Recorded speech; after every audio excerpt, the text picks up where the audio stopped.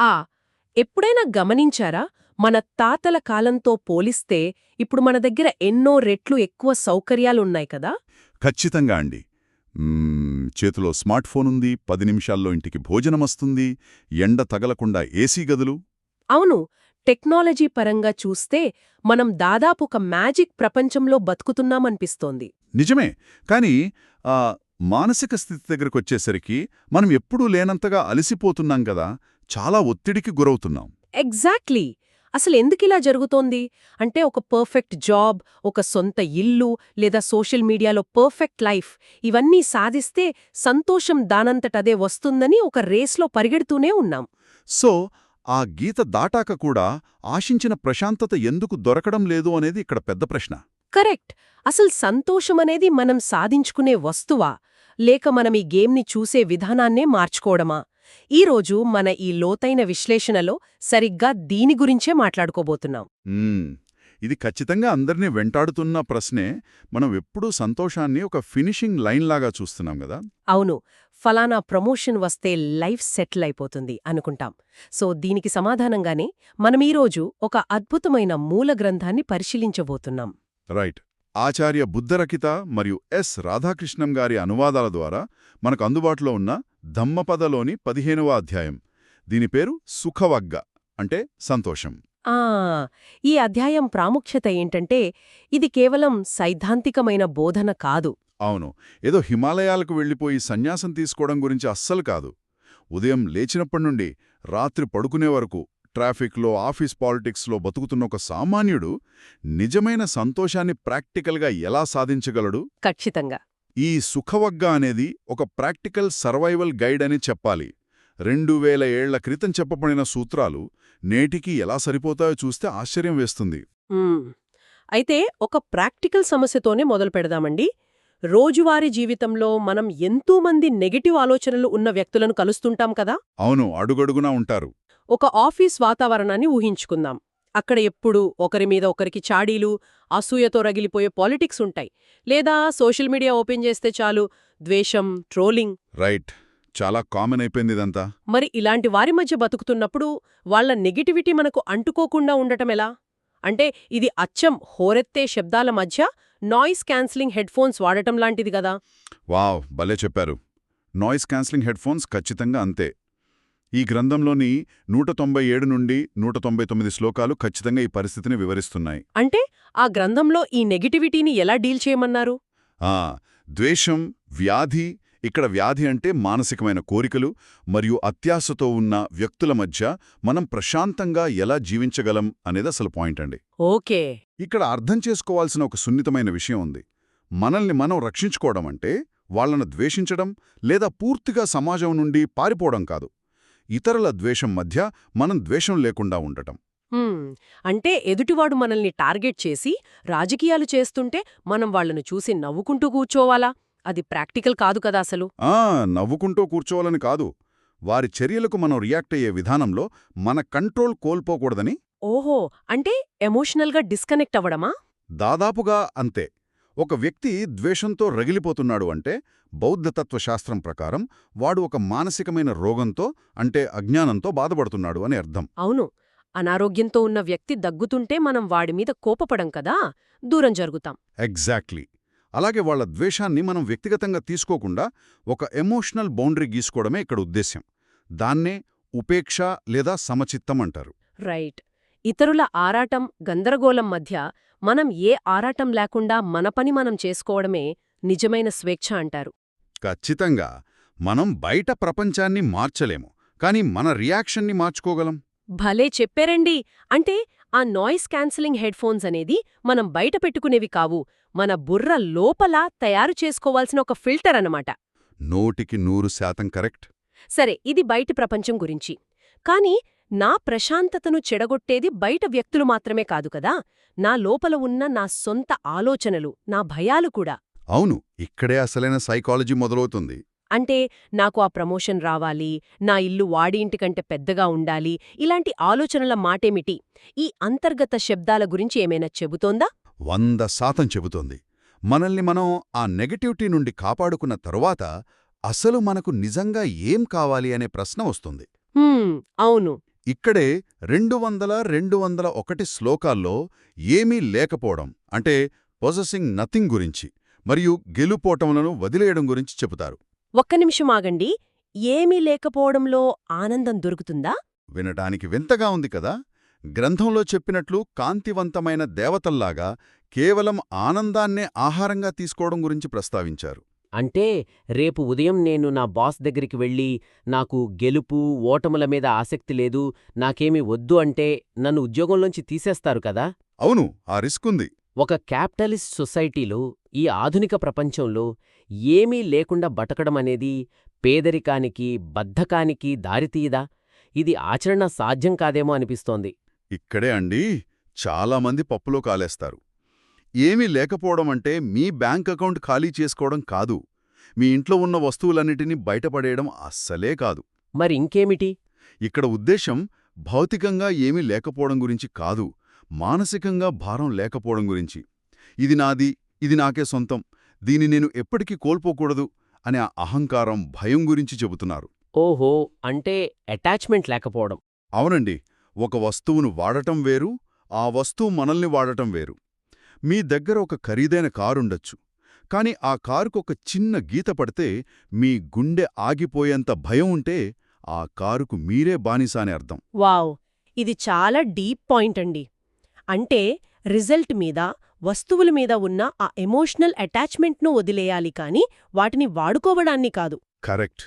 ఎప్పుడైతే ఆ మానసిక భారం, అభద్రతాభావం పోతుందో అప్పుడు దేనిపైనా ఆధారపడని ఒక స్వచ్ఛమైన ఆనందం మిగులుతుంది. దాన్నే ఆ దేవతల్లాంటి ఆనందం అన్నారు. చాలా స్పష్టంగా అర్థమైంది. మరి నేను అడిగిన రెండో ప్రశ్న, ఆ గెలవాలనే కోరిక వదిలేస్తే ఎలా? దానికి సమాధానం 201వ శ్లోకంలో చాలా క్లియర్గా ఉంది. ఏంటంటే విజయం శత్రుత్వాన్ని పెంచుతుంది, ఓడినవాడు బాధలో ఉంటాడు అని చెప్పారు. ఈ పాయింట్ నాకు చాలా ఆసక్తికరంగా అనిపించింది. మనం ఎప్పుడో పిల్లలకి గాని, మనకి మనం గాని ఎలాగైనా గెలవాలి అని నూరిపుస్తుంటాం గదా. ఇక్కడ గెలుపును ఒక నెగిటివ్ కోణంలో చూపిస్తున్నారా? గెలుపును కాదండి, ఆ ర్యాట్ రేస్ వెనక ఉన్న మానసిక స్థితిని. మనం మాట్లాడుకుంటున్న విజయం ఎప్పుడూ మరొకరి ఓటమి మీదే ఆధారపడి ఉంటుంది కదా. అవును, ఒకరు ఫస్ట్ ర్యాంక్ రావాలంటే ఇంకొకరు సెకండ్కి పడిపోవాల్సిందే. రైట్. మీరు గెలిచినప్పుడు మీ చుట్టూ ఉన్నవారిలో తెలియని అసూయ, శత్రుత్వం పెరుగుతాయి. అదే మీరు ఓడిపోతే మీలో బాధ, ఆత్మన్యూనతాభావం పెరుగుతాయి. అంటే ఈ గెలుపు ఓటముల ఆటలో అంతిమంగా మనశ్శాంతి అనేది ఎవరికీ దక్కదన్నమాట. గెలిచిన భయమే, ఓడినా బాధే. ఖచ్చితంగా. అందుకే గెలుపు ఓటములను పక్కన పెట్టినవాడే ప్రశాంతంగా, అత్యంత సంతోషంగా జీవిస్తాడు అని అందులో వివరించారు. దీనక్షరాల మన రోజువారీ కార్పొరేట్ అప్రైజల్ సైకిల్తో పోల్చుకోవచ్చండి. ఎవరైతే టాప్ రేటింగ్ తెచ్చుకుంటారో వాళ్ల మీద మిగతా టీమంతా కోపంగా ఉంటుంది. అవును, రేటింగ్ రానివాళ్లు ఫ్రస్ట్రేషన్లో ఉంటారు. అంటే ఎలా చూసుకున్నా ఒక రకమైన స్ట్రెస్. మరి దీనికి పరిష్కారమేమిటి? అసలు ప్రయత్నించడమే మానేయోలా? ప్రయత్నించడం మానేయకూడదు, కానీ రిజల్ట్ మీద ఆధారపడటం మానేయాలి. అంటే మీ దృష్టి అంతా మీరు చేసే పనిలోని నాణ్యత మీద, ఎక్సలెన్స్ మీద ఉండాలి తప్ప పక్కవాణ్ణి తొక్కేసి నెంబర్ 1 అవ్వాలనే ఆరాటం మీద కాదు. ఓకే, అంటే ఎప్పుడైతే మనం వాడికంటే బెటర్గా ఉండాలి అనే ఆ కంపారిజన్ గేమ్ నుండి బయటకొస్తామో అప్పుడు మనం చేసే ప్రతి పని ఒక ఆనందంగా మారుతుంది కదా. కరెక్ట్ అండి. ఇది నిజంగా ఒక పారాడిమ్ షిఫ్ట్ అని చెప్పాలి. అవును. అయితే ఈ గెలుపు ఓటముల భ్రాంతి నుండి బయటకొచ్చిన తర్వాత ఒక మనిషి దేనికి విలువ ఇవ్వాలి? అసలు మన జీవితానికి కొలమానమేమిటి? ఈ పాయింట్ దగ్గరే 2002 నుండి 205 శ్లోకాలు చాలా బలమైన స్టేట్మెంట్స్ ఇస్తున్నాయి. అంటే ఆ కామం లాంటి అగ్ని లేదు, ద్వేషం లాంటి నేరం లేదు అని చెప్పే శ్లోకాలు కదా. ముఖ్యంగా అత్యాశ లేదా ఆకలి అనేది అతిపెద్ద రోగమని చెబుతున్నాయి. అవును. మనం సాధారణంగా క్యాన్సర్ లాంటి వాటిని పెద్ద రోగాలనుకుంటాం కదా. కాని ఈ గ్రంథం అత్యాశను అతిపెద్ద రోగంగా ఎందుకు వర్ణిస్తోంది? ఇక్కడే మనం సైకాలజీని కొంచెం లోతుగా అర్థం చేసుకోవాలండి. దీన్ని ఆధునిక సైన్స్ భాషలో హెడోనిక్ అడాప్టేషన్ లేదా హెడోనిక్ ట్రెడ్మిల్ అంటారు. హెడోనిక్ ట్రెడ్మిల్ అంటే ఒక మనిషి ఎప్పుడూ ఒక కొత్త కోరిక వెంట పడుతూనే ఉంటాడు. ఉదాహరణకు, ఒక కొత్త ఐఫోన్ కొన్నప్పుడు మొదటి వారం ఎంతో ఆనందంగా ఉంటుంది గదా. చాలా ఎగ్జైటింగ్గా ఉంటుంది. కానీ ఆ తర్వాత మన బ్రెయిను దానికి అలవాటు పడిపోతుంది. మళ్ళీ ఆ ఆనందం పొందాలంటే ఇంకో కొత్త మోడల్ కావాలి, లేదా ఇంకో పెద్ద కారు కావాలి. సో ఈ కోరిక అనేది ఒక ట్రెడ్మిల్ లాంటిది. మనం ఎంత వేగంగా పరిగెత్తినా అక్కడే ఉంటాం. ఓహో, అంటే ఆశ తీరిన క్షణంలో వచ్చే ఆ చిన్న కిక్ కోసం మన జీవితాంతం ఒక ఎడతెగని ఆకలితోనే బతుకుతున్నామన్నమాట. ఖచ్చితంగా. అందుకే దాన్ని ఎప్పటికీ తగ్గని ప్రాణాలు తీసే దీర్ఘకాలిక వ్యాధిగా వర్ణించారు. ఎందుకంటే ఆ ఆకలి ఉన్నంతవరకు మనిషి ఎంత సంపాదించినా మానసికంగా దరిద్రుడే. రాధాకృష్ణన్ గారి విశ్లేషణలో కూడా క్రేవింగ్ అంటే కోరికను మన దుఃఖాలకు మూలకారణంగా చెప్పారు కదా. అవునండి. అందుకే 204వ శ్లోకం ప్రపంచంలోనే అత్యుత్తమమైన ప్రాక్టికల్ నిర్వచనమిస్తుంది. ఆరోగ్యపరమా లాభ సంతోషపరమం ధనం అని. అంటే ఆరోగ్యమే అతిపెద్ద లాభం, సంతృప్తే అత్యుత్తమ సంపద. ఇదొక అద్భుతమైన కాన్సెప్ట్ అసలు. అవును. మనం బ్యాంక్ బ్యాలెన్స్ను సంపద అనుకుంటాం. కానీ ఒక వ్యక్తి దగ్గర 100 కోట్లు ఉండి కూడా ఇంకా ఏదో పోగొట్టుకుంటానేమో అని రాత్రి నిద్రపోలేకపోతే ఆ డబ్బుకు విలువేముంది చెప్పండి? నిజమే. అదే ఒక సామాన్యుడు తనకున్న దాంట్లో ప్రశాంతంగా నిద్రపోతే వాడికున్న కరెన్సీ ఈ 100 కోట్ల కంటే విలువైంది కదా. కరెక్ట్. అంటే సంతృప్తి అనేది ఈ ట్రెడ్మిల్ని ఆఫ్ చేసే స్విచ్ లాంటిదన్నమాట. రైట్. సంతృప్తి అంటే బద్ధకం కాదు కదా. అస్సలు కాదు. అది ఒక మానసికమైన బ్యాలెన్స్. మీరు ఏదైనా పని చేస్తున్నప్పుడు అది ఒక ప్రశాంతమైన స్థితి నుండి చేస్తే ఆ రిజల్ట్ చాలా అద్భుతంగా ఉంటుంది. భయం నుండి, పానిక్ నుండి చేస్తే తప్పులు జరుగుతాయి. అవును. ఇదే శ్లోకంలో ఇంకో మాట కూడా ఉంది, నిర్వాణమే అత్యుత్తమ ఆనందమని. ఇక్కడే నాకు చిన్న డౌటొస్తోంది. చెప్పండి. నిర్వాణమనగానే మనకు ఏ హిమాలయాల్లోనో కూర్చొని చేసే తీవ్రమైన తపస్సు గుర్తొస్తుంది కదా. మనలాంటి రోజువారీ జీవితం గడిపే సాధారణ వ్యక్తులకు, ఈ ఆఫీస్ డెస్క్ ముందు కూర్చుని పనిచేసేవారికి ఈ నిర్వాణం లాంటి పెద్ద పెద్ద పదాలతో పనేముంది? ఆ పదం వినడానికి చాలా గ్రాండ్గా, మిస్టికల్గా అనిపిస్తుంది, కానీ దాని ప్రాక్టికల్ మీనింగ్ చాలా సింపుల్ అండి. అలాగా? ఏంటది? నిర్వాణమంటే ఆరిపోవటం లేదా చల్లబడటం. ఇంగ్లీష్లో కూలింగ్ డౌన్ అంటాం కదా. మన మనసు ఎప్పుడూ భవిష్యత్తు గురించి భయాలతో, గతం గురించి రిగ్రెట్స్తో ఒక ఫైర్ ఇంజిన్లా మండిపోతూ ఉంటుంది. ఎప్పుడూ ఏదో ఒక ఆలోచన నడుస్తూనే ఉంటుంది. ఆ మంట ఆరిపోయి మనసు పూర్తిగా ప్రశాంతంగా ఇప్పుడు జరుగుతున్న క్షణంలో నిలబడటమే నిర్వాణం. ఒక చాలా బరువైన బ్యాగ్ను కింద పెట్టినప్పుడు మీకు ఎంత రిలాక్సేషన్గా ఉంటుందో, మీ మెదడులోని అనవసరమైన ఆలోచనల భారాన్ని తీంచేయడమే ఇక్కడ నిర్వాణం. వావ్! నిర్వాణాన్ని ఒక ఫంక్షనల్ మెటఫర్గా ఎంత అద్భుతంగా డీకోడ్ చేశారో. బరువైన బ్యాగ్ కింద పెట్టడం లాంటిది. దానికి హిమాలయాలకు వెళ్లాల్సిన పనిలేదు. ట్రాఫిక్ సిగ్నల్ దగ్గర ఆగినప్పుడు కూడా ఆ ప్రశాంతతను ఫీలవ్వచ్చు. ఖచ్చితంగా. ఇదే సందర్భంలో 205వ శ్లోకంలో ఏకాంతం గురించి, ఆ ఒంటరితనంలోని మాధుర్యం గురించి చెప్పిన విషయం కూడా మాట్లాడుకోవాలి మనం. అవును. నేటి స్మార్ట్ఫోన్ యుగంలో మనం ఒక్క క్షణం కూడా ఖాళీగా ఉండలేకపోతున్నాం కదా. లిఫ్ట్ కోసం వెయిట్ చేసే 5 సెకండ్లలో కూడా ఫోన్ తీసి స్క్రోల్ చేస్తుంటాం. రైట్. మనతో మనం ఉండాలంటే ఒక రకమైన భయం వచ్చేసింది జనాలకు. సో ఇక్కడ మనం ఒక స్పష్టమైన తేడాను గమనించాలి కదా, లోన్లీనెస్కి, సాలిట్యూడ్కి మధ్య ఉన్న తేడా. అవునండి. ఒంటరితనం అంటే మనకెవరూ లేరే, మనల్ని ఎవరూ పట్టించుకోవట్లేదే అనే ఒక బాధ, అభద్రతాభావం. కాని సాలిట్యూడ్ లేదా ఏకాంతం అంటే ఎవరూ లేకపోయినా మనతో మనం గడపడాన్ని పూర్తిగా ఆస్వాదించడం, ఏ డిస్ట్రాక్షన్స్ లేకుండా మనసులోని స్వచ్ఛమైన ఆనందాన్ని అనుభవించడం. కరెక్ట్. ఈ స్కిల్ నేర్చుకున్నవాడికి బయటి ప్రపంచం వాణ్ణి ఎంటర్టైన్ చేయాల్సిన అవసరం లేదు. అంటే మనకు మనమే బెస్ట్ కంపెనీ అవ్వాలన్నమాట. నిజమే. ఇది వినడానికి చాలా బావుంది. అయితే మనం బతికేది ఒక సమాజంలో కదా. మరి ఈ ప్రశాంతతను, ఈ ఏకాంతాన్ని కాపాడుకోవాలంటే మన చుట్టూ ఎలాంటి వ్యక్తులుండాలి, ఈ ఆఫీస్లో, ఫ్రెండ్ సర్కిల్లో ఎలాంటి వారిని ఎంచుకోవాలి అనేది తరువాతి సెక్షన్. అవును. 206 నుండి 208 శ్లోకాల వరకు దీని గురించే చర్చించారు. నాకు ఇది చదువుతుంటే ఇంగ్లీష్లో జిమ్ రాన్ చెప్పిన ఒక ప్రసిద్ధ కోట్ గుర్తుకొచ్చింది. మనం ఎక్కువగా గడిపే 5 వ్యక్తుల సగటు మనమే అని.